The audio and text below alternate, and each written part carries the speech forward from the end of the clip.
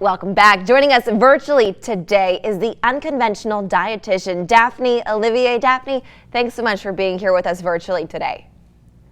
Thank you for having me today. Of course. So today's health topic, probiotics. What exactly are they?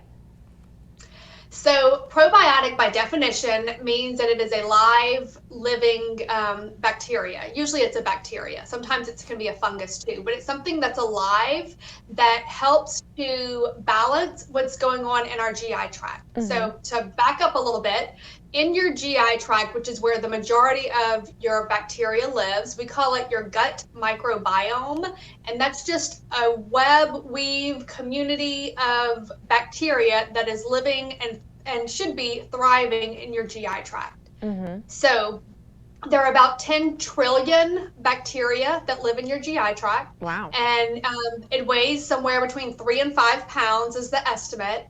So when we take probiotics, what we're doing is we are supporting and adding bacteria into the gut microbiome that will help that bacteria that's already there to thrive or to kill off some things.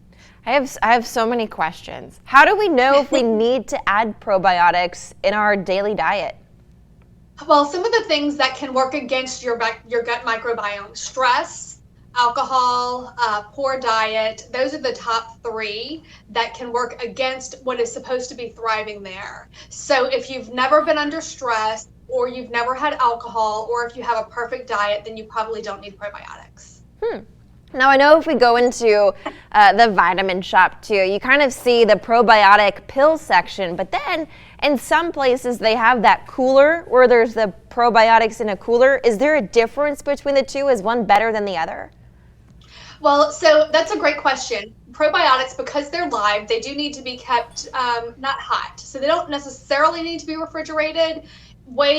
Several years ago, that everything that was a probiotic was refrigerated, but the technology and how they encapsulate these bacteria has changed. Mm-hmm. So they can't get hot. We know that for sure because it will kill, it's a very fragile bacteria. It will kill it. So is there a difference? It kind of depends on the quality of the probiotic. And when we're talking about supplements in general, quality for some of them plays a big role, and probiotics is one of those. So we want to make sure that we're getting good quality probiotics. And they also do need to be, they're generally speaking, I've seen probiotics added to cereals, like breakfast cereals, and it's not really going to be all that beneficial. Good to know. And Daphne, we're almost out of time. If people have a health question that they want to see answered, how can they contact you? The best way is through my website, theunconventionaldietitian.com/contact, or you can contact me through Instagram or Facebook, The Unconventional Dietitian. Wonderful. Daphne, thank you so much for joining us virtually and talking about probiotics with us today.